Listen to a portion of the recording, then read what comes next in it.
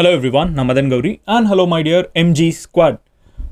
என்ன மதன் திடீர்னு பரபரப்பாக உட்காந்துட்டு இருக்க அப்படின்னு கேட்டிங்கன்னா, நாங்கள் இப்போ அப்படி கேட்டோன்னு யோசிக்கிறீங்களா? கேட்பீங்க, ஏன்னா நான் அப்படி தான் பேச போகிறேன்.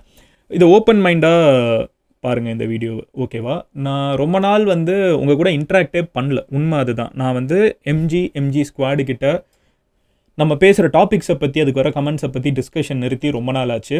ஐ தாட் இன்றைக்கி ஒரு நல்ல டைம் அதை பேசுகிறதுக்குன்னு. பிகாஸ் இப்போது ரீசெண்டாக நான் டிவிகே கட்சி சார்பாக, அதாவது தமிழக வெற்றி கழகம், விஜய் அவங்களோட கட்சி சார்பாக ஒரு பெரிய ஈவெண்ட் நடந்துச்சு.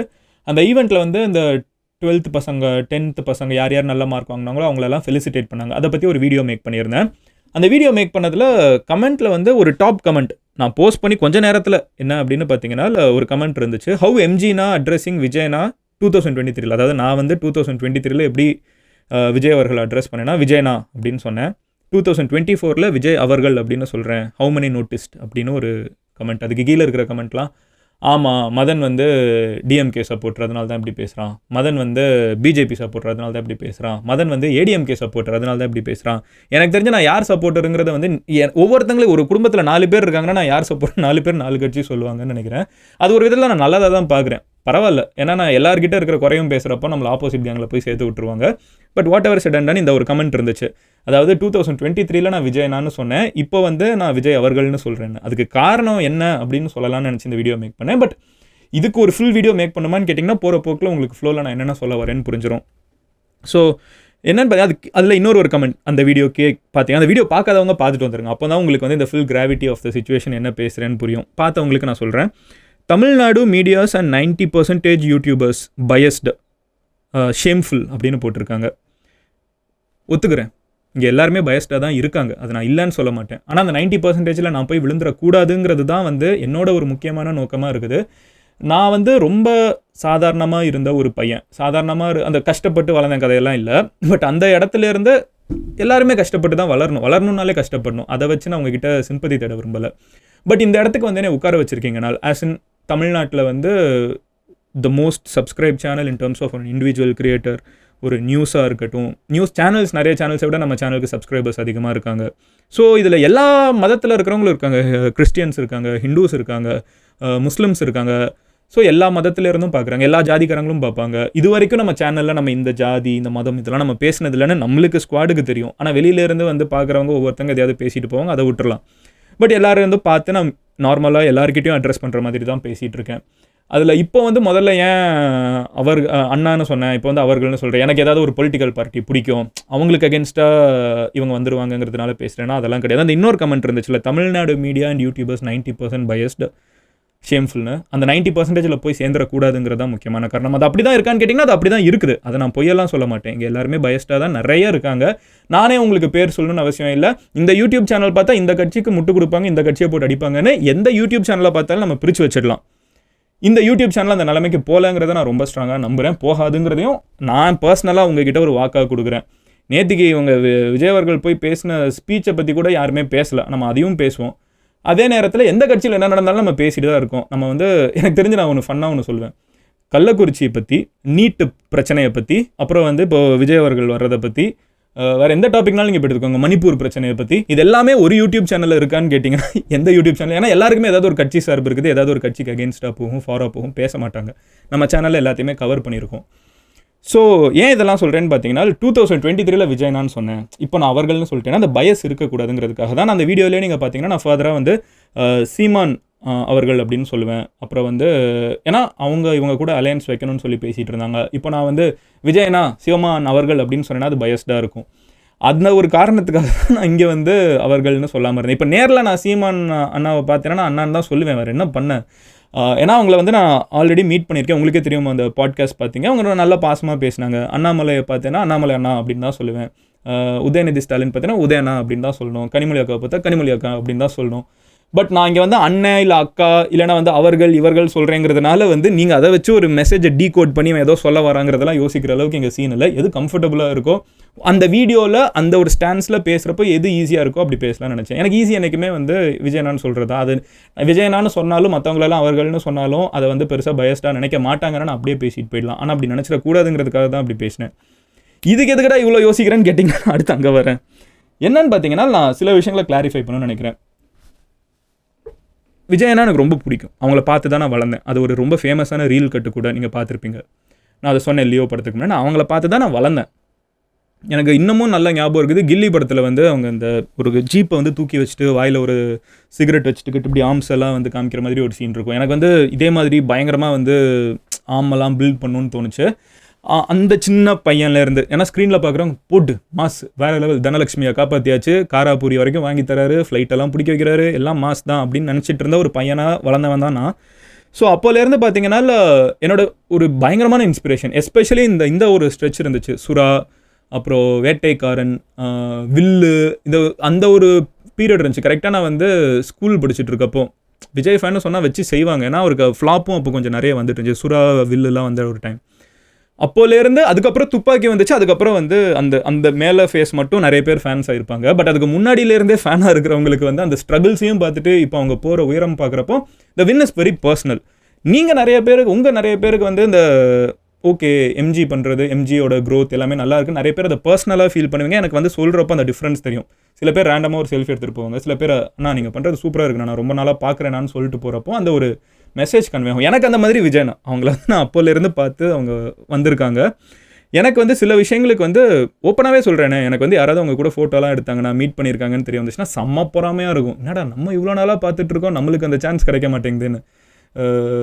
இந்த பாபா படத்தில் வரல, நானும் 4 வேளை குளிக்கிறேன், நானும் வந்து சாமி கும்பிட்றேன், எனக்கெல்லாம் காட்சி காமிக்க மாட்டேங்கிறாங்க மாதிரி எனக்கும் பயங்கர பொறாமையெல்லாம் உண்டு. பட் இது எல்லாமே வந்து பார்த்தீங்கன்னா விஜயனா as an actor I love him, I adore him. நான் வந்து ப்ராப்பர் அந்த தட்டி பிரிப்பாங்க தெரியுமா ஏபிசின்னு, நான் வந்து ப்ராப்பராக மசாலா படம் தேட்டரில் உட்காந்து விசில் அடித்து பார்க்குற ஆடியன்ஸ் நான் தான். அதோட மொத்த உருவமே நான் அந்த மதுரையில் குரு தேட்டரில் உட்காந்து ஒவ்வொரு படமும் நான் அப்படி தான் பார்த்துருக்கேன். ஸோ அந்த மாதிரி இருக்கிற ஒரு பையன் வந்து இப்போ அவங்க பாலிடிக்ஸ்க்கு வராங்கன்னு சொல்கிறப்போ எனக்கு சில பயங்கரமான அப்ரிஷியேஷன் இருக்குது, சில பயங்கரமான கன்சர்ன்ஸும் இருக்குது. நான் ரெண்டையுமே அட்ரஸ் பண்ணலான்னு நினச்சேன். ஃபஸ்ட்டு விஷயம் என்ன அப்படின்னு பார்த்தீங்கன்னா, நான் எனக்கு இருக்கிற அப்ரிஷியேஷனை சொல்லிடுறேன்.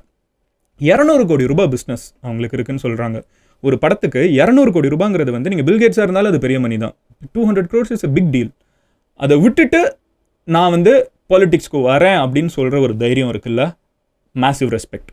ரெண்டாவது, பொலிட்டிக்ஸ்க்கு வரேன்னு சொல்லிட்டு அதுக்கப்புறம் அப்படியே சைலண்டாக போய் காணாமல் போனாங்க. நிறைய ஆக்டர்ஸ் அதை பண்ணியிருக்காங்க. நான் வரேன்னு சொல்லுவாங்க, அதுக்கப்புறம் வரமாட்டாங்க. ஆனால் இவங்க வரேன்னும் பெருசாக வந்து பில்டப்லாம் கொடுத்துட்டல, வரேன்னு சொன்னாங்க, வந்துட்டாங்க. அதுக்கு வந்து நான் ஒரு பயங்கரமான ரெஸ்பெக்ட் எனக்கு அதுக்குமே இருக்குது. பட் இட் ஸ்டாப்ஸ் தேர். அந்த 2 ரெஸ்பெக்டையும் நான் வச்சுட்டு எனக்கு கன்சர்ன்ஸ் இருக்குது. இது கிரிட்டிசிசம் கிடையாது, கன்சர்ன். என்னென்னு பார்த்தீங்கன்னா, ஒருத்தங்களுக்கு நம்ம ஓட்டு போடுறோன்னா அது நம்ம ஒருத்தங்களை வச்சு ஓட்டு போட முடியாது. அவங்க கூட யார் இருக்காங்க, அவங்களோட கட்சியில் வந்து நம்ம தொகுதியில் நிற்கிறவங்களோட தகுதி என்ன, அவங்க நம்ம ஊர் மக்களை பார்த்துப்பாங்களே. ஏன்னா ஒருத்தங்க வந்து சென்னையில் உட்காந்துக்கிட்டு தமிழ்நாட்டில் இருக்கிற 234 கான்ஸ்டிடியூன்சிஸ்ன்னு நினைக்கிறேன் எல்லாத்தையுமே ரன் பண்ணிட முடியாது. இவங்க எப்படி அவங்களோட கட்சியை மேனேஜ் பண்ண போகிறாங்க, கட்சியில் வந்து யாரை வந்து கேண்டிடேட்டாக நிற்க வைக்க போகிறாங்க. இப்போ நான் மதுரையில் வந்து யார் கேண்டிடேட்டாக இருப்பாங்கங்கிறது வரைக்கும் எனக்கு கன்சர்னாக இருக்கும். ஸோ நம்ம ஊரில் நிறைய பேர் வந்து தலைவரை பார்த்து மட்டும் ஓட்டு போடுற ஒரு பழக்கம் இருக்குது. அது போக எனக்கு இருக்கிற கன்சர்ன் என்னன்னு பார்த்தீங்கன்னா, இவங்களுக்கு சரியான கேண்டிடேட்ஸ் இருக்காங்களா ஒரு கன்சர்ன். இது எப்போ தெரியும், அவங்க எலெக்ஷனுக்கு வர்றப்போ தான் தெரியும். ரெண்டாவது கன்சர்ன் என்னன்னு பார்த்தீங்கன்னா, அவங்களோட ஐடியாலஜி என்ன. விஜயனா வந்து அந்த பேம்ப்ளெட்டில், அந்த ஸ்டார்டிங் பேம்ப்ளெட் அந்த நோட் பேடில் வந்து ஸ்டார்டிங்கில் அந்த ட்விட்டரில் போஸ்ட் பண்ணதில் வந்து அவங்க என்ன போட்டிருந்தாங்கன்னா, அந்த நோட்டீஸ் அது என்னன்னு சொல்ல, அவங்களோட அஃபிஷியல் அனௌன்ஸ்மெண்ட்டாக அதில் வந்து அவங்க போட்டிருந்தாங்க ஊழலற்ற மதசார்பற்ற அப்படின்னு. அது வந்து ஒரு மாதிரி இங்கே நிறைய பேர் கரப்டாக இருக்காங்க, இங்கே நிறைய பேர் ரிலீஜன் பைஸ்டாக இருக்காங்க, அது ரெண்டும் இல்லாத ஒரு கவர்மெண்ட் கொடுக்கணும் அப்படின்னு அவங்க சொன்னாங்க. Okay fine, great initiative. But அதை தாண்டி உங்களோட ஐடியாலஜி என்ன, நீங்கள் எதை நோக்கி தமிழ்நாடு இப்படி தான் இருக்கணுங்கிற விஷன் என்ன இருக்குது. 5 வருஷம் நான் ஓட்டு போட போகிறேன், 2026 ஓட்டு போட்டேன்னா 2031 வரைக்குமே வந்து தமிழ்நாடை நான் இங்கே தமிழ்நாடு இருக்குது நான் இங்கே கொண்டு போகணும்னு நினைக்கிறேன், இந்த இன்ஃப்ராஸ்ட்ரக்சர் கொண்டு வரணும்னு நினைக்கிறேன். அந்த மேனிஃபெஸ்டோன்னு ஒன்று சொல்லுவாங்க, அந்த மேனிஃபெஸ்டோவில் என்ன போட போகிறாங்க அப்படிங்கிறது ரொம்ப முக்கியம். விஜய் அண்ணா அவர்களுக்கு மட்டும் இல்லை, விஜய் அண்ணா அவர்கள் என்னென்ன பேச வைக்கிறீங்க பாரு, எல்லா கட்சிக்கும் இதுதான். அவங்களோட ப்ராமிஸ் என்ன, நீ இப்போ வந்து ஓட்டு கேட்குறீங்கன்னா நீங்கள் என்ன கொடுக்க போகிறீங்க எங்களுக்கு பதிலுக்கு அப்படிங்கிற ஒரு கேள்வி நம்ம எல்லாருமே கேட்கணும். அடுத்து வந்து நான் இது வரைக்கும் அவங்களோட பொலிட்டிக்கல் ஸ்டார்ட் இருக்குல்ல, அதை நான் வந்து ரெஸ்பெக்ட் பண்ணுறேன். ஒரு மாதிரி சட்டிலாக, அதே நேரத்தில் ஒரு ட்வீட்டு போட்டு ஒரு கட்சி ஆரம்பிச்சது நான் கேள்விப்பட்டதே இல்லை. ஆனால் அதே நேரத்தில் ஒரு ட்வீட் போட்டு ஒரு கட்சி ஆரம்பித்து இத்தனை பேர்கிட்ட போய் சேர்ந்து அது ஒரு டிஸ்கஷனாக மாறி எல்லாருமே ஒரு ஸ்டேட்டையே பேச வைக்கிறதே நான் கேள்விப்பட்டதில்லை. இதில் இது வந்து எனக்கு ரொம்ப புதுசாக இருக்குது. ஜென்ரலாகவே கட்சி ஆரம்பிக்கணும்னா நீங்கள் பார்த்தீங்கன்னா ஒரு பெரிய மாநாடு போடுவாங்க, பெருசாக பேசுவாங்க, இப்படி ஆரம்பிக்க போகிற இதெல்லாம் பிரச்சனை இருக்குது. அது எதுவுமே இல்லாமல் சட்டிலாக இதை பண்ணது வந்து ரொம்ப புதுசாக இருக்குது. ஒரு டிஃப்ரெண்ட் கைண்ட் ஆஃப் எக்ஸ்பீரியன்ஸாக இருக்குது. அதெல்லாம் வந்து எனக்கு கொஞ்சம் அப்ரிசியேஷன் இருக்குது. பட் அதை தாண்டி அடுத்த கொஸ்டின் என்னன்னு பார்த்தீங்கன்னா, இந்த ஸ்டேட் எப்படி வளரும், என்னென்ன கொண்டு வர போகிறீங்க, இந்த ஸ்டேட்டோட பர்பஸஸ் என்ன, இந்த ஸ்டேட்டில் இருக்கிற பிரச்சனைகள் அதை தாண்டி நிறைய இருக்குது. தீண்டாமை ஒரு மிகப்பெரிய பிரச்சனையாக இருக்குது. அப்புறம் வந்து ரிலீஜியஸ் பயஸ் இன்னும் பாக்கெட்ஸ் ஆஃப் தமிழ்நாட்டில் நிறைய இடத்துல இருக்குது. கரப்ஷன் ஒரு பெரிய, எப்படி இதெல்லாம் சால்வ் பண்ண போகிறோம், பிரச்சனை எல்லாருக்குமே தெரியும், இதெல்லாம் பிரச்சனை எப்படி சால்வ் பண்ண போகிறோம், அது வந்து அவங்க பேச ஆரம்பிக்கணும். அதுக்கப்புறம் ஒரு தோல்வியை தாங்க முடியுமா, ஏன்னா அது ரொம்ப முக்கியமான விஷயம் ஒரு பொலிட்டீஷியனுக்கு. கனிமொழி அவங்கக்கிட்ட பேசிகிட்டு இருக்கப்போ அவங்கக்கிட்ட கேட்டேன், அவங்க ரொம்ப ஹம்பிளாக இருப்பாங்க நேரில் பார்க்குறப்போ. அவங்கக்கிட்ட கேட்டேன் எப்படி ஹம்பிளாக இருக்கீங்கன்னு. அவங்க சொன்னாங்க ஒரு எலெக்ஷனில் தோற்று பாருங்கள், சுற்றி இருக்கிற யாரும் இருக்க மாட்டாங்கன்னு. அதுக்கு ஒரு கேலிபர் வேணும். நம்ம வந்து ஜெயிக்கிறப்போ 5 வருஷம் சூப்பர் மாஸ் எல்லாம் சரி, ஆனால் ஒரு எலெக்ஷனில் தோத்தோன்னா அதை வித்ஸ்டாண்ட் பண்ணால் தான் கட்சி இருக்கும். ஏடிஎம்கே வந்து இப்போது பார்க்குறோம், அவங்க ஒரு போன எலெக்ஷனில் அவங்க தோத்துட்டாங்க. அவங்க ஜெயிக்கலை, மெஜாரிட்டி ஜெயிக்கலை.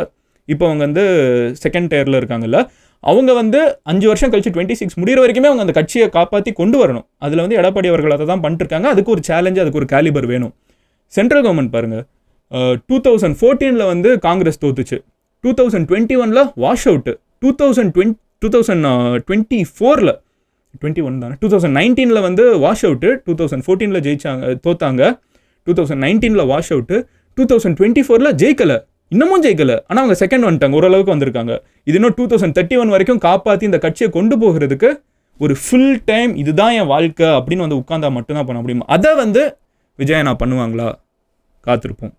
அடுத்தது ப்ரொட்டஸ்ட்டு, மக்களுக்காக இறங்கி போராடணும். இன்ஃபேக்ட் இதை நிறைய பேர் வந்து விஜயனா அவங்கள பார்த்தீங்கன்னா வந்து இவங்க இருக்காங்கல்ல ஆந்திராவில், பவன் கல்யாண் காரு, அவங்களோட வந்து பயங்கரமாக கம்பேர் பண்ணுவாங்க.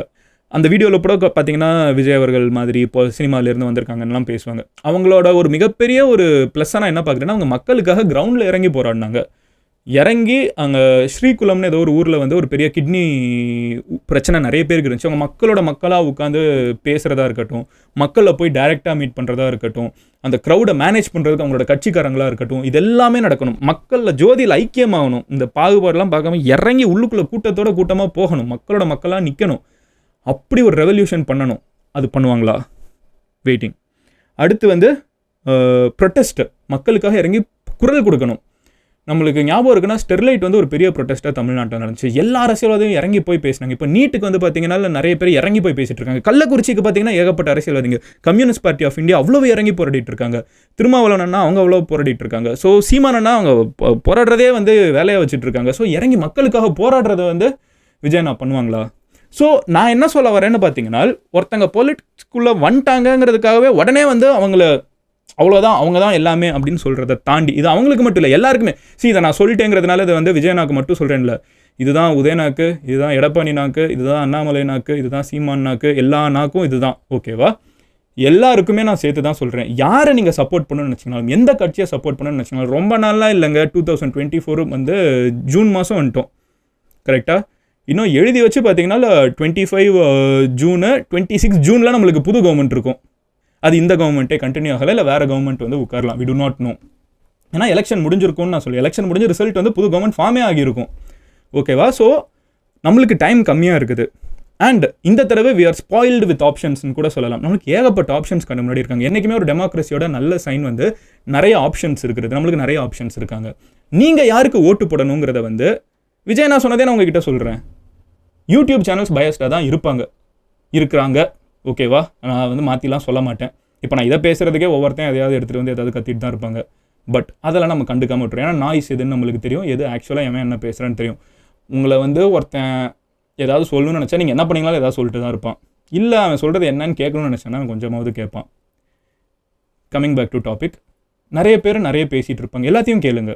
கேட்டுட்டு உங்களோட ஜட்ஜ்மெண்ட்டை நீங்கள் கரெக்டாக மேக் பண்ணுங்கள். Not just for Tamilaga Vettri Kazhagam, I'm saying this for Dravida Munnetra Kazhagam, Anna Dravida Munnetra Kazhagam, Bharatiya Janata party, Naam Tamilar கட்சி, எல்லாருக்குமே நான் சொல்கிறேன். ஸோ அந்த டெசிஷன் மேக் பண்ணுறது வந்து உடனே நம்ம எடுக்காமல் ஸ்டடி பண்ணி எடுப்போம். விஜய் அவர்கள் விஜயனா அப்படின்லாம் சொல்கிறதுனால எந்த சேஞ்சும் வர போகிறதில்ல. எனக்கு வந்து என்றைக்குமே அவங்கள பிடிக்கும், என்றைக்குமே இன்ஸ்பிரேஷன் தான். ஏன்னா அவங்க அந்த ஸ்டோரி எனக்கு நல்லா தெரியும். அவங்க வந்து இந்த குமுதம்னு நினைக்கிறேன், ஏதோ ஒரு மேகசினில் அவங்க பார்க்குறதுக்கு இதெல்லாம் ஒரு மூஞ்சியான்னு சொன்ன ஒரு மேகசின் வந்து இன்றைக்கி நினச்சா கூட அவங்கள போய் பார்க்க முடியாது. That's the growth, that's Crazy. எனக்கு அந்த க்ரோத் யார்கிட்ட இருந்தாலும் எனக்கு பிடிக்கும். அது நம்ம கண்ணு முன்னாடி ஒருத்தங்க பார்த்து, அதுவும் நான் சொல்கிறேன்ல, சுறா படம் வந்தப்போ ஒரு விஜய் ஃபேனாக என்னை எவ்வளோ கலாய்ச்சாங்கன்னு எனக்கு தெரியும். அங்கேருந்து இப்போ அவங்க படத்துக்கு எவன் கலாய்ச்சானா அவனே முதல்ல ஃபேமிலியை கூப்பிட்டு போய் உட்காந்துட்டு இருக்கான். அது பார்க்குறதுக்கு நல்லா இருக்குது. அது ஏதோ ஒரு விதத்தில் I feel part of that journey. But அது எல்லாமே சினிமாவோட. அடுத்து பாலிடிக்ஸ்னு வந்துச்சுன்னா அந்த கேம் இஸ் டிஃப்ரெண்ட். அந்த டிஃப்ரெண்ட்டான கேமுக்கு அவங்களும் எக்யூப்டாக வரணும். அதெல்லாம் தெரிஞ்சதுக்கப்புறம் தான் நம்ம கரெக்டாக டெசிஷன்ஸ் எடுக்க முடியும். அது வந்து அண்ணனாக இருந்தாலும் அதுதான், யாராக இருந்தாலும் அதுதான் அப்படிங்கிறத சொல்லிக்கிறேன். அண்ட் ஒரு முக்கியமான விஷயம் என்னென்னு பார்த்தீங்கன்னா, இது ஒரு சின்ன ஓப்பனாக பேசலாம்னு நினச்சேன். ரொம்ப நாளாக மைண்டில் ஓடிட்டு இருந்தது, எதுவும் பேசாமல். சரி ஓகே, இந்த ஒரு டாபிக் வந்த உடனே என்னடா இது, முதல்லலாம் நம்ம சேனல் ஏதாவது ஒரு இந்த மாதிரி ஏதாவது வேறு யாராவது ஏதாவது சொன்னால் பரவாயில்ல, நம்ம சேனல் ஏதாவது ஒரு கிரிட்டிசிசம் தான் நம்ம அட்ரஸ் பண்ணுவோம். இது என்ன இப்படி போய்கிட்டே இருக்குது, பேசாமலே தள்ளி போட்டுக்கிட்டே இருக்கும். ஒரு நாள் கொஞ்சம் ஃப்ரீயாக பேசலாம்னு நினச்சி ஒரு ஃப்ரீ வீலிங்கில் பேசினதான், பெருசாக யோசிச்செல்லாம் பேசலை. இது வரைக்கும் எனக்கு ஒரு சாட்டிஸ்ஃபேக்ஷன் என்னென்னு பார்த்தீங்கன்னா, எந்த கட்சிக்கிட்டையுமே வந்து காசு வாங்கினது கிடையாது. தேங்க்ஃபுல்லி நீங்கள் வந்து அந்த நிலைமைக்கு கொண்டு போனது கிடையாது. நானும் அந்த நிலைமைக்கு போகவே மாட்டேன். அது ஏன்னா சொந்த காலில் கடைசி வரைக்கும் நிற்பேன். எவங்கிட்டையும் அப்படிலாம் நம்ம பிழைக்கணும்னு அவசியமே கிடையாது. அதே மாதிரி வந்து எந்த ஒரு தப்பான அட்வர்டைஸ்மெண்ட் பண்ணது கிடையாது. அது இன்னும் கொடுமையான ஒரு விஷயம். நம்ம வந்து எவங்கிட்டையும் போய் வந்து இந்த இதுனா இந்த லாட்ரி, ரம்மி அதெல்லாம் நம்ம போய் நின்னதே கிடையாது. நிற்கவும் மாட்டேன். அப்படி ஒன்று நிற்கணும்னு அவசியம் இதே கிடையாது. ஸோ இந்த மாதிரி சில விஷயங்கள் நான் வந்து ஒரு டிக்னிஃபைடாக கொண்டு போகணும்னு நினைக்கிறேன். Thanks to you, because you have made this possible for me. அப்படி ஒன்றும் பெருசாக சம்பாதிச்சு வாழ்க்கையில் கிளிக்க போகிறதில்ல. நேர்மையாக சம்பாதிச்சுட்டு போயிடலாங்கிறதுல நான் ரொம்ப தெனவட்டேன். அதுவே நல்லா சம்பாதிக்க முடியும். நேர்மையாக இருந்தால் சம்பாதிக்க முடியாதுன்னா இல்லை, சம்பாதிக்க முடியும் நம்ம உலகத்தில். அதுதான் இன்டர்நெட்டோட பவர். ஸோ இந்த மாதிரி நான் ஓப்பனாக பேசணும் அப்படின்னு நினச்சிங்கன்னா கமெண்ட்டில் டெல் மீ. வேறு ஏதாவது கொஸ்டின்ஸ் உங்களுக்கு இருந்துச்சுன்னா சொல்லுங்கள். I will try to address that. And கொஞ்சம் ஓப்பனாக பேசலாம்னு நினச்சேன். நீங்கள் என்ன ஸ்குவாடில் சேரலைன்னா அந்த பட்டன் அமைக்கி ஸ்குவாடில் சேருங்க. நாளைக்கு உங்களை ஒரு வீடியோவில் பார்க்குறேன். அண்ட் ஐ டோன்ட் நோ, உங்கள் ஃப்ரெண்ட்ஸ் யாராவது என்னை பற்றி ஏதாவது ஒரு கருத்தில் இருந்தாங்க, அவங்கக்கிட்ட இந்த கிளாரிஃபிகேஷன் போய் சேரலாம்னு நினச்சிங்கன்னா அவங்ககிட்ட இந்த வீடியோ ஷேர் பண்ணுங்கள். Love you all, take care, bye. MG squad, cheers. இந்த மாதிரி ஓப்பனாக பேசலாம் அடிக்கடி, சொல்லுங்கள் கமெண்ட்டில்.